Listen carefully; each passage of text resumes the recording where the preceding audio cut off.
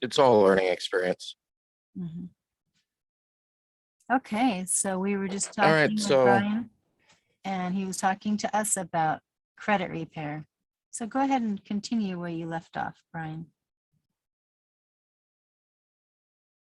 yeah, and I was talking about kind of the nuances behind it, which to me is even a bigger part of it than people realize. And I left off part one. We were talking about the experience I had with getting directions from a police officer, and he needed my personal data. And, I thought that was kind of peculiar, but stored it away in the back of my mind. And then when I started learning about credit, I remembered this. And that might sound strange to people, but I'm going to explain to you why I remembered this. I had mentioned that these top three reporting agencies, TransUnion, Equifax, and Experian, have to get their info or their knowledge from somebody. And where they get it from is from a middleman. And there's 5 middlemen. And like I said, it's interesting. Gosh, why is there 5? You know what I mean? Well, guess what? Because your data covers a wide range of things. All right. The first one that I had named off was LexisNexis. If you look at LexisNexis company over the past, I would say about year or so, it seems like they have a goal. Well, not just seems like. I go to what conferences they have recorded on video, and I'll listen to LexisNexis conferences. I'll listen to multiple companies' conferences, as I like to know what their plans are, what their fears are, what their real worries are about. Okay, because that shows weak points. Okay, and LexisNexis, one of the things they deal with quite a bit, one of their favorite avenues is court actions and law enforcement actions. And so these insurance agencies, for instance, for vehicles, they can become a member of the LexisNexis community, and they will receive all this data regarding interactions that you have with law enforcement or traffic enforcement. All right. And that can count against you on, say, your score as far as getting auto insurance. When you go to purchase anything, even if you're paying straight out of pocket without taking out a loan, without credit or whatever, they are going to look at your behavior, and they're looking at how risky you might be. Okay. For instance, even if you don't go and sign up for a year plan for a telephone, for instance, you're paying monthly out of pocket. One of the things they're going to pull up is they're going to pull up data from one of these companies that pays attention to, like, say, small stuff like electric bills, cell phone plans. Do you pay? Are you what they call a good payer? Do you pay on time? And things like that. And that's going to make a difference on what kind of offers that they give you, and what kind of plan they put you on, and what your monthly cost for, say, for instance, the cell phone might be. So anyway, I looked at LexisNexis.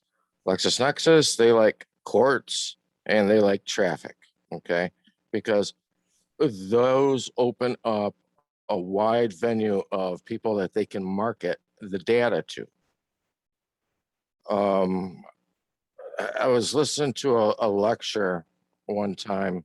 It wasn't a lecture, really. It was just a meeting. It wasn't university. It was just a meeting that was being held by a bunch of financial people, financial advisors. And one of these guys, he was, gosh, he had to have been 65, 70 years old, probably. He wasn't a bunch of the young crew that was in there. And he was talking about these issues and talking about credit. And he said, he said, 40 years ago, if you had told me that data was going to become the new currency, I would have laughed at you. And he said, but I'm sorry, today, data is the new currency. Data is the new medium that we are profiting off from. So anyway, I said, number one, I covered LexisNexis. Number two, we've got Innovis. Innovis handles a few different things. I don't have notes on that right now. I've actually got this all laid out on WordPress. SageStream. SageStream has a handful of different things that they like to cover. You've got ARS. ARS likes to cover third-party collections. And they kind of look a lot at medical collections.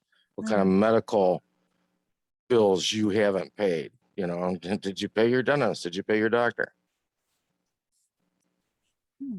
And like I also said, third-party collections may report to them. So your third-party collectors are these washed-up attorneys who couldn't get cases in the criminal field or in the corporate field. And so they're going and buying packages of $50,000 worth of debt for $583, hoping that they can make a buck or two here and there off from it. And those are the people that you're going to see in court. That's who I was talking to in part one of tonight's call when I was in court. And I said to I said in court to the claimant, hey, according to the summons, you're supposed to be able to show whether you work for or have been hired by the original creditor. And that's exactly what that situation was. They're just a third party coming in, trying to make a quick buck. Guess what? If they purchase that debt, even pennies on the dollar, then it's been what would be termed a charge off. Okay, on the account. Charge off is when a third party purchase is already made. And because there's been a charge off made, that means that debt has already been resolved. They're just hoping you're going to pay them back for it. Okay. Another really important one. Now, like I said, with the IRS, they like covering medical. So ARS might be one of these third-party tattletales that will confirm or deny whether or not you've had the jab. All right. So that's somebody there that you want to do an opt-out with. On my WordPress link for this article I did on this, I've actually got I think we're having all the information you need, I'm having an earthquake right now. Really? Yeah, my whole place is shaking. We've been having earthquakes. I am in California. I guess it's okay. Sorry. Go ahead. Well, the sun is going through. The sun, both the sun and the moon are going through some things right now. A lot of people don't know about.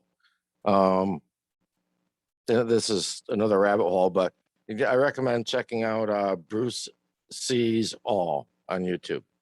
Okay. And Bruce does some amazing work. But anyway, so yeah, ARS is one of them that may be giving information regarding your medical status and what you've allowed to be put in your body and what you haven't. But like I said, on my WordPress link, I've got everything there that you can click on and go right to their opt-out forms, and they'll show you whether it's a form that needs to be done, whether you need to call them. I recommend that you do 2 steps. You call them and write them, all of them, okay? And I'm going to give you some details on this that they don't tell you. When I say they, I'm talking about credit repair agencies, because there's a lot of things they don't want you to know, because they want you to fail. That way you'll come to them, all right? The fifth one, let's get into the fifth one. The fifth one is called CoreLogic. C-O-R-E Logic, all right? CoreLogic likes to do convictions and evictions. Convictions and evictions. So you don't just have LexisNexis doing court things. A lot of these people intertwine with each other, but you also have CoreLogic that likes to cover court convictions. Okay. Yeah, but though they're one of the only ones I think I noticed that like to specialize in evictions. if you've ever been evicted out of an apartment or a home, all right? Now, if in the past few years you've got an eviction or two that have occurred, but though you've kind of cleaned up your record a little bit, you've gotten a better job, you're back on your feet again, and you've got this crap hanging over your head, you're going to want to go and do a full opt out with CoreLogic so they are not reporting those previous evictions if anybody goes and does a hard or soft pull on your credit. Mm, All right. mhm. There's going to be multiple pulls that get done on your credit. There's actually one thing I see that a lot of people fall for. It's called optoutprescreen.com. All right. It's www.optoutprescreen.com. Now, it is legit, but the pre-screens that I notice that they really do are, you know, all that junk mail that you get saying, hey, you qualified to receive our Burdines card or whatever crap like that. Mhm. Those people have done a pre-screen on you, and the opt-out prescreen.com will prevent that from happening. So the only thing that they really, they're a good layer to add in to your credit repair, Mhm. but the most evidence you will really physically see from them is you're going to get a lot less junk mail. All right. The junk mail is going to kind of go bye-bye a little bit. All right. So, like I say, these 5, if you take care of these 5 and get them locked down, then TransUnion, Equifax, and Experian doesn't have somebody to go to get their information from. So they're not going to have negative stuff reported to you. Now, so after you go ahead and take care of those 5 and they're locked down, give it several months, make sure it's good and tight. Then you're going to want to turn around and go back to TransUnion, Equifax, and Experian. That's when you're going to want to go to the top 3 and say, hey, what are you guys talking about? You've got faulty information here. Mhm. And these 609 letters that people peddle online that are full of court cases and gobbledygook and stuff, people need to realize that they're garbage. All you need is one simple letter to that agency that says the information you have is wrong because of this, this, or this. Mhm. What you have doesn't line up. Okay, so say you're talking to TransUnion. What you have doesn't line up equally with Equifax and Experian. They've got different information than you. So how do I know you're correct? It's that simple. You're just saying account number, da da da. The information you have provided online is faulty due to reasons 1, 2, and 3. Okay. And one of those 1, 2, and 3s isn't going to be, oh man, there's no such thing as money. No, that's not going to be one of them. All right. Mhm. Because money is nothing but a commodity or a unit of trade agreed upon by people. That's all money is. Everybody wants to say, no, it's only gold or silver. No, that's what the Constitution says. Worldwide, that's not how it works. It's just a medium of exchange that's been agreed upon by the parties. That's what money is. Okay. Don't get crazy. Don't get patriot crazy on me here. Anyway, so some of the things that these credit repair agencies aren't going to tell you. Number 1, I said that you're going to want to twofold call and write to take care of this, right? Mhm. And even if they have like an online thing that you fill out, yes, you do that too, but also write them. Give them black ink on white paper, right? Now, one of the things when you buy these 609 letters from these peddlers online is you're going to have a place at the bottom where you're going to sign your name to and you're going to date it, right? That would make sense, doesn't it? Absolutely not. Don't wet ink sign anything. Type your name. That's it. Because anytime you're throwing your signature out there, I know this probably sounds like guru guano, patriot guru guano, but it's the truth. You can go to many of these credit repair agencies and they will all tell you never, ever offer a wet ink signature, even on a dispute letter. Okay. You're only going to want to type your name. Now, all of them will let you know that info. The majority of them won't. But when you dig, if you do some digging, you're going to get that information from them. One of the other things that the credit repair agencies do, one of their favorite tools, and there's nothing wrong with it, there's nothing shady about it. I recommend to do it yourself. I spoke to, well, I can't say what their role is, but I spoke to somebody the other day that I know has some teenage kids. Mhm. And I asked them, I said, do you have a credit card? And they said, yeah. And I said, have you placed your offspring as authorized users on your credit card? And they smiled really big and they said, absolutely. And which told me that they knew what I knew and what some people know, not all, but that if you go and place your offspring as authorized users on your credit card, this doesn't mean you have to give them a credit card, because this is one of the things that the credit repair agencies will do. They will have multiple credit cards, and you can have up to 10 people per credit card as authorized user. Mhm. Just like you can have up to 10 clients that you are the agent for service of process, notice, and demand for. They like that 10 number in a lot of things. All right. So these agencies, officers within the agency, they will have all, one of the things they recommend, get all the credit cards you can get.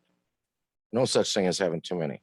That's one of the lies that's been put out there. They're like, oh, you only want to have 2 or 3. And because one of the things that might be looked at is if you have the potential of going $1 million in debt, that's a liability. Well, that's one thing they look at, but that's only one element out of 5 elements that they pay attention to when it comes to your credit. One of the things they also pay attention to that makes the most difference, takes up like 30% of their decision at least, is what lines of credit do you have? How long have they been open? And what has been the history of their use? Mhm. Okay. And part of the history of their use is I recommend never use more than 5% of a credit card and pay it off all the time until you start getting ready to really build. When you get ready to start really building on your credit, you're going to want to leave a small balance under 1% on it. It keeps it alive, keeps it an active account. We want stuff that's alive, not dead, right? Yeah, I've heard that you should be using 3 credit cards actively in order to raise your credit score. Right. Well, and one of the reasons why they say that is, for instance, if you look at mortgages, all right, a mortgage company or an underwriter is going to be looking at your credit, and they want to see a minimum of 3 lines of evolving credit that's current, Mhm. right, and see your history for it. Well, people see that and they say, oh, that means you should have 3, and you should only, doesn't mean you should only have 3. Mhm. You know, banks will they'll look for 3, minimum of 3, not only 3.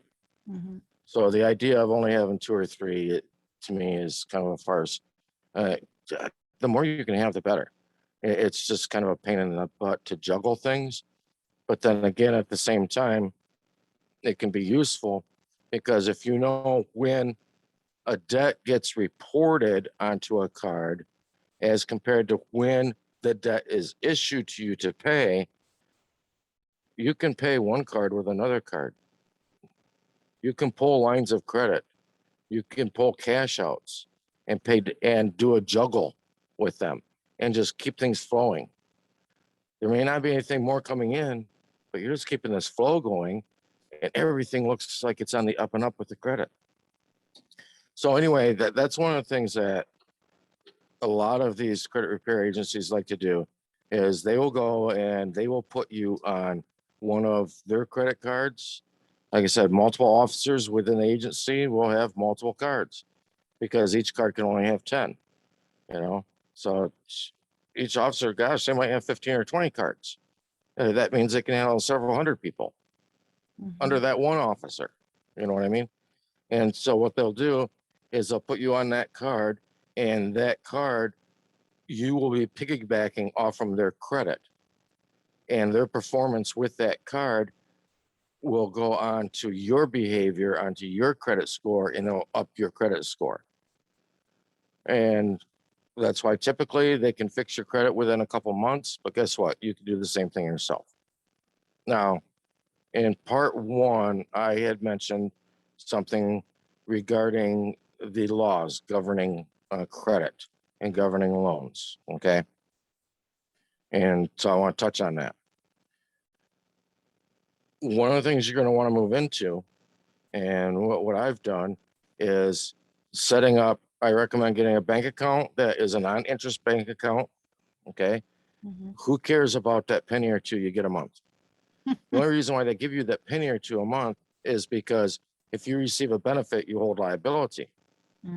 All right. They're putting liability on your butt for a couple cents a month. So you want to get rid of that. At the same time, and I don't like saying this all the time, but accounts that receive interest get reported to the Treasury. Those are the ones that can get frozen. But if the Treasury doesn't know about those accounts, your account can't get frozen. Okay. Hear what I'm saying? Non-interest bearing account. You want to set up a DBA, doing business as. And you set up the bank account, the non-interest bank account, under a DBA. All right. Would that be They that see PMA? DBA and they, Would it be the PMA or DBA? The Private Membership Association is not the same as a DBA, right? right. This is, DBA business. no, this is totally separate. Okay. These are two different things. All right. The PMA or a private association is an organization that you've set up. Okay. Okay. The DBA is just how you are operating personally. With your name. And so you're going to set it. Right. You're going to have the account set up, non-interest bearing account underneath your DBA. Mine is set up as unincorporated under my Christian name, which is not found. If you go online, it's not found with all the other businesses. It's in a totally separate category. It's kind of hidden. All right. And in fact, this morning I just received an email from the state saying, hey, your 5 years is almost up. You need to renew your DBA. I'm like, okay, I'll take care of that. So you But didn't anyway. go with you didn't go with the Minnesota. You went with your state that you're at. The DBA No, to Minnesota. no. Right. Well, Minnesota is an assumed name certificate, which is the same thing as a DBA. Well, I'm not doing business in Minnesota. Why would I do a Minnesota one? And a lot of people want to say, well, it's because of the wording and the way they've got the wording. You know what? I don't care about that. That's really not what matters. And that's not really where you're going to be finding results at the end of the day. Okay. So, I mean, Because it was hey, 33 I did international. Florida and I clicked. Not because it was like They all are. okay. So they're the only ones that do assume name certificate. Is that what you're saying? Yeah, that's just what they name it. I mean, the states are all different. Oh yeah. Okay, so the Secretary of State there names it the assumed name certificate. Other states name it a DBA. There's some states you'll find it under trademarking. You get in the states that are even crazier, like Washington. Washington State doesn't even have a Secretary of State. Everything's handled under the office of the Lieutenant Governor. You know what I mean? So it's going to be a little different everywhere. But anyway, the point I'm making is that when you go and you set up the account under the DBA, now what you're going to want to move into is you're going to be getting cards for that DBA, for that business. And I was talking about in part one that, and said I was going to refer to this. about the laws that deal with credit and lending. Well, guess what? When it comes to business accounts and business credit, the laws are almost non-existent. They're extremely lax. And because of that, when you have a card underneath the business name, if, say, for instance, for your own personal card, that they were giving you, say, a 690 credit score, okay?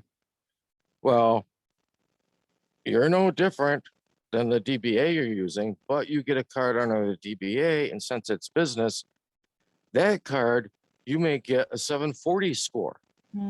You'll get higher scores and better rates off from business than you do off from personal.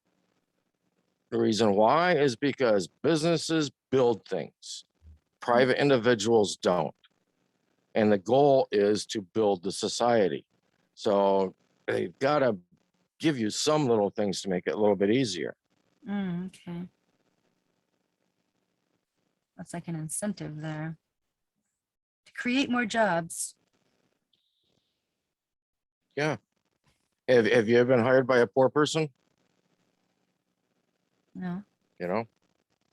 And one of the things I want to mention as well, you know, regarding, say, for instance, like these 609 letters and these letters people peddle that have all these court cases in them and stuff. Here's the reason why these letters don't do crap. Is because it's basically a different language that they use. They use Metro 2. Metro 2 is the language they use. And they use a program called Oscar. It's an acronym. I don't have the breakdown for it, but it's all caps, which tells you it's an acronym, Oscar. OSCAR. And Oscar is a computer program that they plug these dispute letters into, and then Oscar spits out what kind of a range your letter is. And it's only between 26 and 30 points as to how strong your letter is. If it gets a letter that has a whole bunch of language that doesn't really mean anything to the credit reporting agency, such as listing all of these court cases and stuff, then you're going to get a low score from Oscar.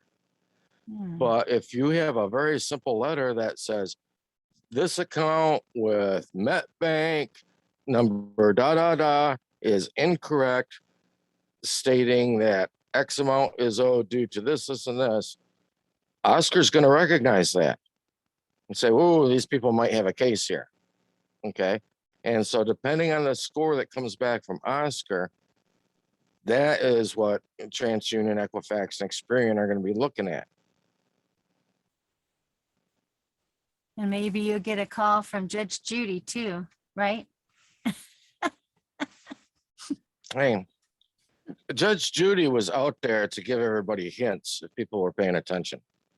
She gave a lot of hints out there. I love the case that she had. I've mentioned it before, like, where a girl was suing her ex-boyfriend because he wasn't helping pay on the car that they had jointly purchased, gotten a loan on. And so Judge Judy got the boy up there and she said, "Well, where do you live?" "Well, you know, I'd stay with my aunt sometimes. I got friends in another county I stay with, you know. I pretty much just lay my head wherever I can lay my head." She's like, "Okay, well, who do you work for?" "Well, I don't really work for any one company. I just do what I got to do. You know, I help my uncle with some side jobs. I got some other people I help. I do some window tinting here." And she eventually turned to the girl and she said, "I have to dismiss your case. He has not told me what I need to hear." But what did she need to hear? She needed to hear jurisdiction. She wanted him to offer the information that provided jurisdiction, and he didn't offer it to her. He couldn't provide it. So she couldn't do anything. I mean, it depends on people's court experience, but you in a court, you know, are you Bryan Parker? Do you live at 123 Maple Street?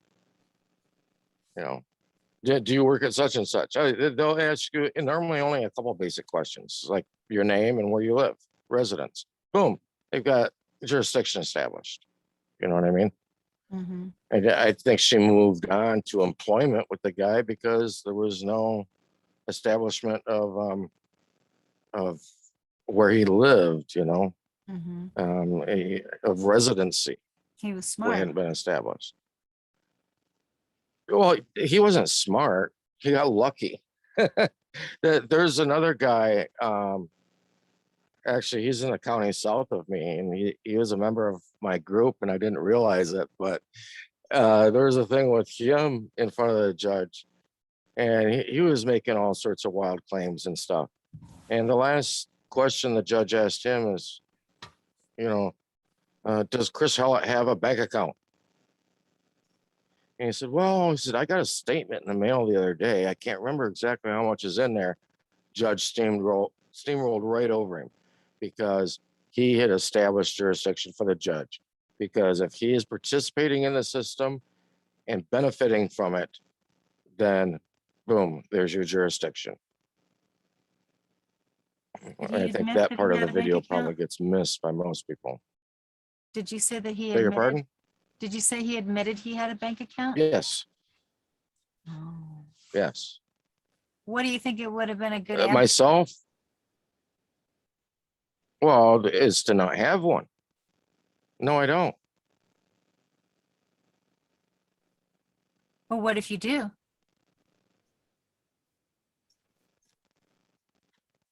If you do, I recommend getting rid of it. Oh, you mean the interest bearing? You get rid of the interest bearing account and you get rid of an account that is in your personal name. Get an account in your DBA.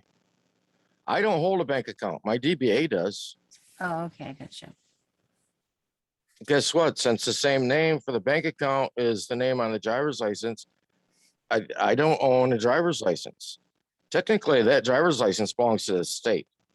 If they can take it away from you, then you don't own it. Right. All right.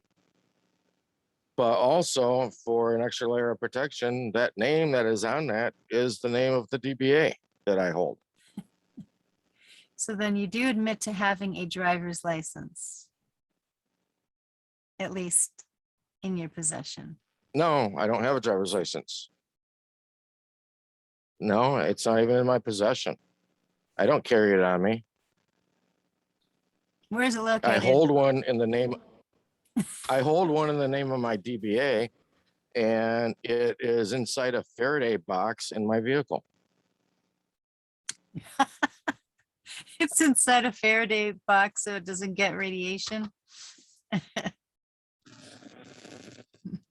Well, so no signal, no information from it can be accessed.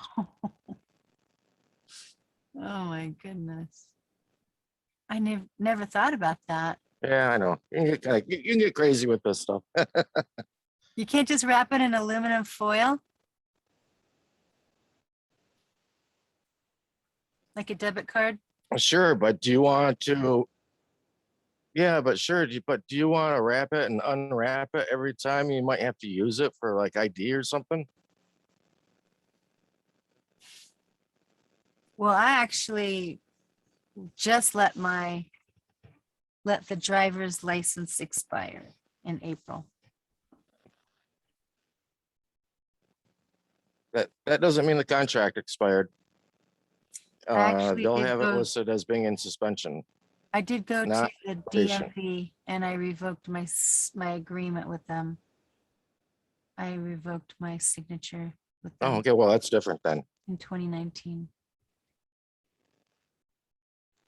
Yeah. And I even turned in the. Yeah, but my method behind the driver's license is different than most people, because that's what a lot of people are saying is get rid of it, get out of that contract, da da da. My method with it was I said, hold on, let me look at this a little closer. Because you have to realize that any time that you sign your signature to anything, you're becoming a party to a contract. So where's the contract? And if you go online, you will find the driver's license compact. Look up the driver's license compact.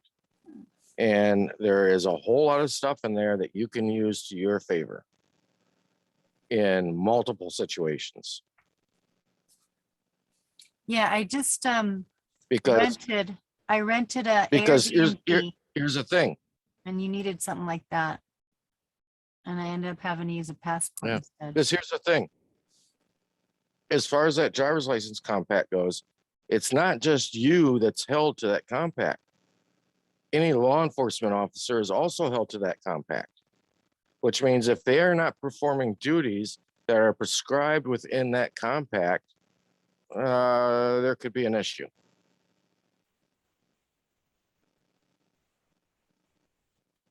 So what would be the first step is to get the doing business as name and then get the bank account that's the non-interest bearing? Because I Yeah. have a feeling that that's how you'd have to start. Yeah, I recommend getting a DBA first. Mhm. And I remember when I did it in Florida, the first thing it said, I believe on the site for the Secretary of State, it said something about, oh, you cannot do a DBA in your legal name. I'm like, okay, let me test the waters on this. Oh, And as I was filling out the short form for it, it wasn't a very long form. It came to a spot that said, is this an LLC? Is it a partnership? Is it incorporated? Is it a trust? Is it unincorporated?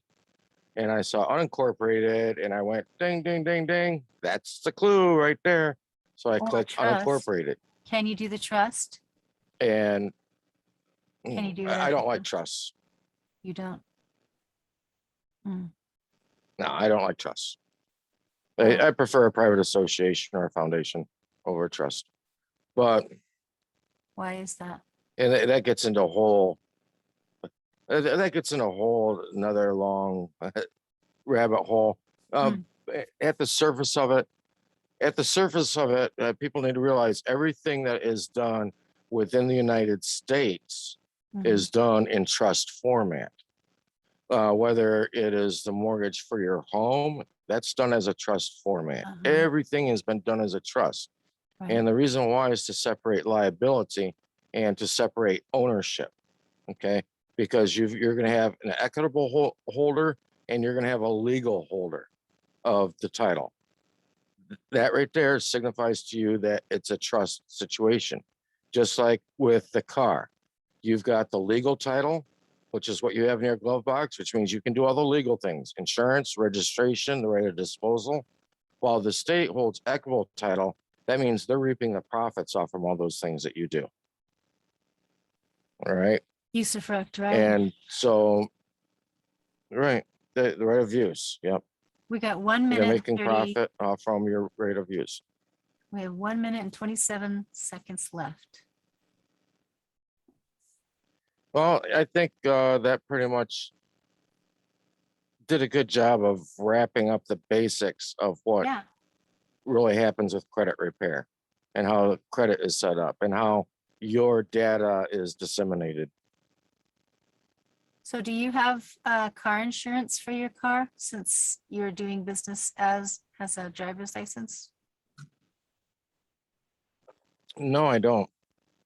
My DBA does though. Oh, the DBA does. Okay. Thank you so much for letting us know these great tips, and hopefully some of us will be able to get on it, and we'll look for your WordPress article. What would that be named under? Tactical sovereignty? Yeah, Bryan Parker, Tactical Sovereignty. And the article, I believe, is Money Isn't What You Think It Is. I'll send you the link for it. All right. Thank you You so can throw much. it in the notes or whatever for this. Great. Well, have a great Yep. evening. And thank you so much for blessing us with your presence. It's not my presence that